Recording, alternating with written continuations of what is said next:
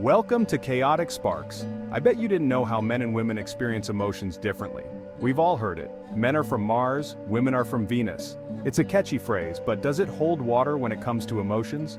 The truth is, while men and women experience the same range of emotions, how they express and process those emotions can differ. This isn't about one being right or wrong, it's about understanding the nuances of how we're wired. Think about it.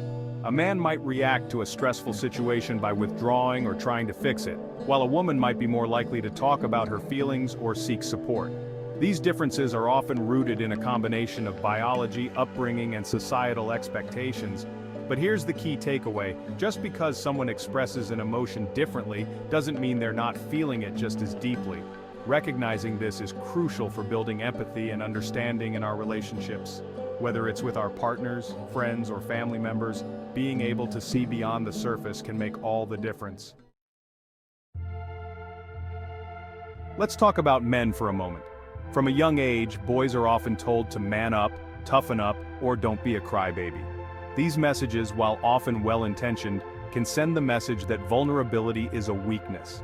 Over time, this can lead men to suppress their emotions, particularly those deemed feminine like sadness or fear.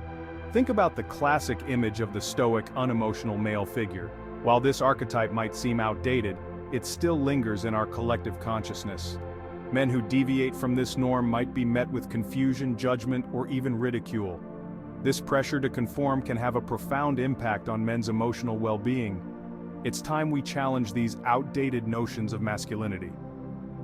Men deserve the freedom to express their full range of emotions without fear of judgment or shame.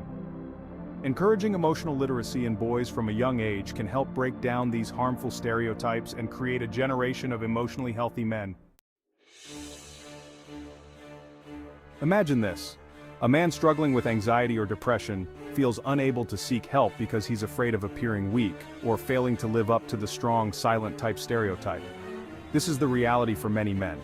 They're caught in a double bind, expected to be emotionally resilient while simultaneously being discouraged from expressing vulnerability.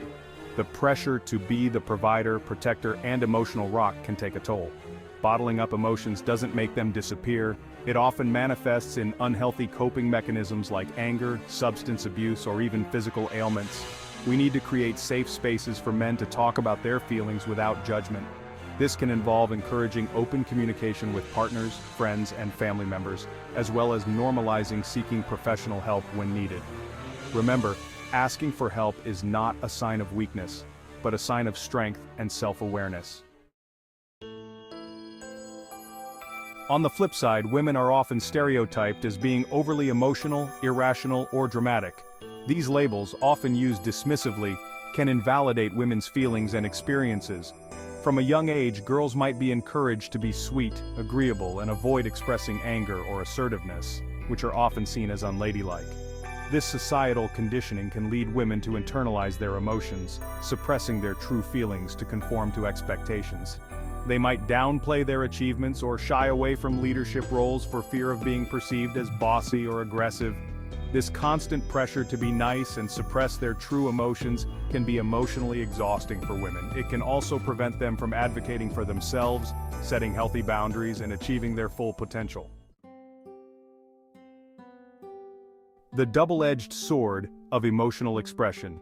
Emotions play a crucial role in how we connect with others, but the way society values them can be a double-edged sword, especially for women. On one hand, being emotionally expressive can help women build deep, meaningful relationships and foster a sense of community and empathy.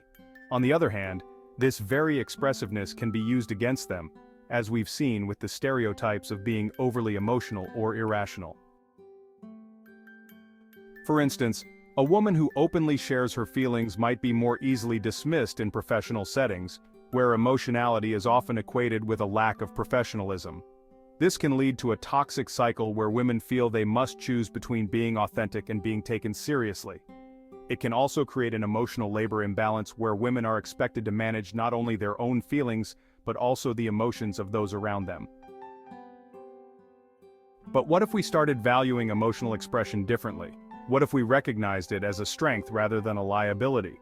By shifting our perspective, we can begin to dismantle the harmful stereotypes that limit women's potential, and create a more inclusive environment where everyone feels free to express their true selves. Don't forget to subscribe to Chaotic Sparks. The stereotype trap: how traditional views harm women's emotional well-being. Imagine a woman who's told her feelings are too much or that she's overreacting. This can lead to self-doubt, making her question her own judgment and the validity of her emotions. Over time, this can erode her self-esteem and make it difficult to assert her needs or express herself authentically. The stereotype of the emotional woman can also be weaponized against women in various settings.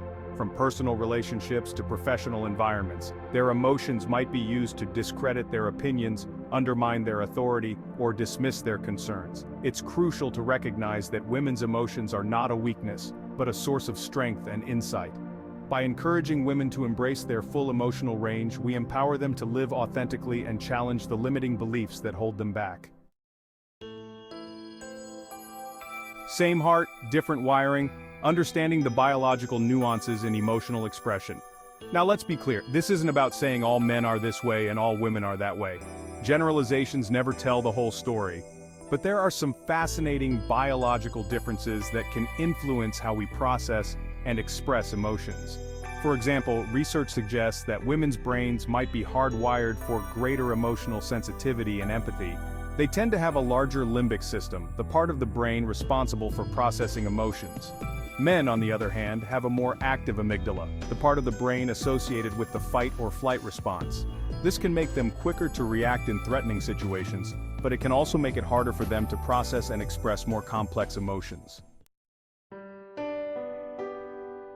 The cultural lens, the role of culture in shaping emotional expression. While biology and individual experiences play significant roles in how we express emotions, culture adds another layer of complexity. Different cultures have varying norms and expectations when it comes to showing emotions. In some cultures, openly expressing emotions is considered a strength, while in others, it may be seen as a sign of weakness. For instance, in many Western cultures, men might feel pressured to appear stoic and unemotional, whereas in some Eastern cultures, emotional expression is more openly accepted for both men and women. These cultural norms can deeply influence how we perceive and manage our emotions. They shape our understanding of what is acceptable and what is not, often subconsciously guiding our emotional responses. This cultural conditioning can either enhance or hinder our emotional well-being. It's essential to recognize and question these cultural narratives to foster a more inclusive and understanding environment. By becoming aware of how culture shapes our emotional lives, we can begin to break down barriers and embrace a more holistic view of emotional expression. This awareness allows us to support one another better and create spaces where everyone feels free to express their true selves without fear of judgment.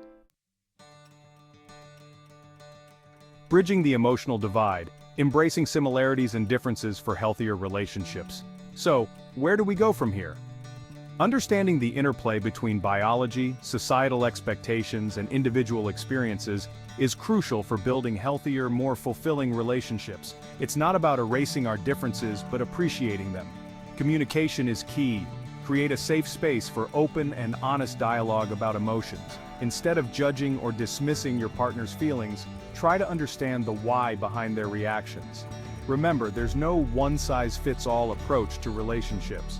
What works for one couple might not work for another. Most importantly, let's extend ourselves and each other a little grace.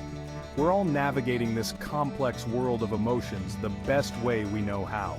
By fostering empathy, understanding, and respect, we can create a more compassionate and emotionally intelligent world for ourselves and future generations.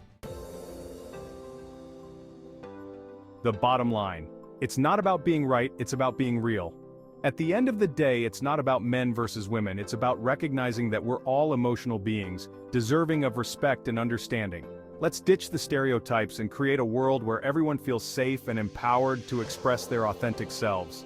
Remember, it's not about being right or wrong, it's about being real. And that's something we can all get behind. Thanks for watching. Subscribe to Chaotic Sparks for more content.